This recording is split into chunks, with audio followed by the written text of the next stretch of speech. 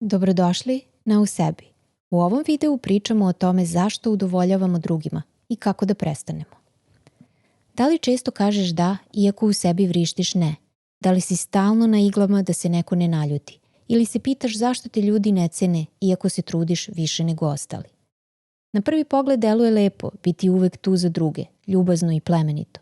Ali ispod te želje da svi budu srećni krije se teret. Ti osjećaš da si odgovoran za tuđe raspoloženje i osjećanja. Ako su ljuti, tvoja krivica.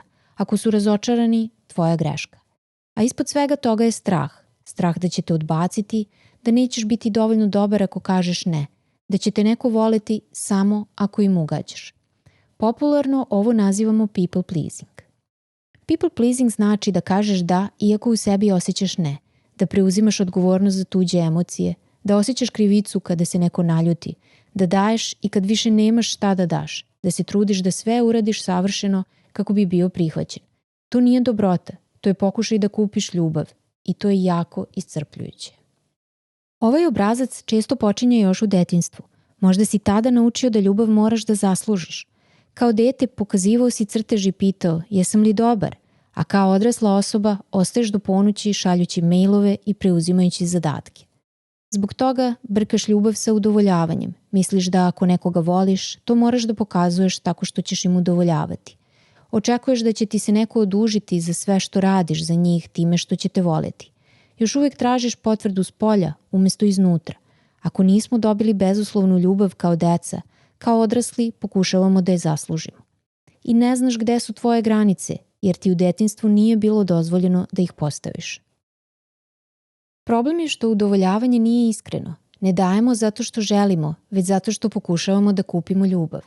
To nije povezivanje, već je često nesvesna manipulacija.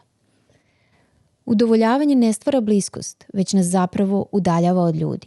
Dok pokušavaš da pogodiš tuđe potrebe, a da ih nisi ni pitao, ti zapravo izbegavaš kontakt sa stvarnom osobom ispred sebe. Ne gradiš odnos, već fantaziju.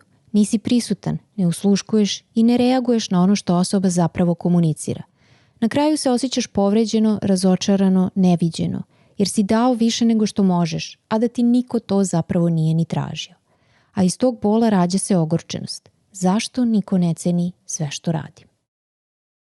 Početak promene je svijest o tome šta radiš i razumevanje obrasca koji se ponavlja. Evo nekoliko pitanja koja možeš sebi da postaviš. Kako prepoznajem nekoga ko stalno udovoljava drugima? Šta zna osoba koja ume da kaže ne sa ljubavlju, a ja još ne znam? Sjeti se trenutka kada si se trudio da impresioniraš druge, a kasnije se osjećao loše.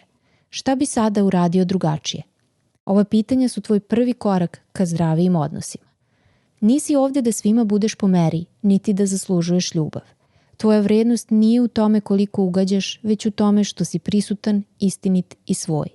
Ljubav ne dolazi kada se savršeno potrudiš, već kada pokažeš sebe, kada kažeš iskreno da i još iskrenije ne, kada ne manipulišeš ljubaznošću, već se povezuješ sa drugima istinom. Ako si se prepoznao, nisi sam. Udovoljavanje je naučen obrazac, a sve što je naučeno može i da se oduči.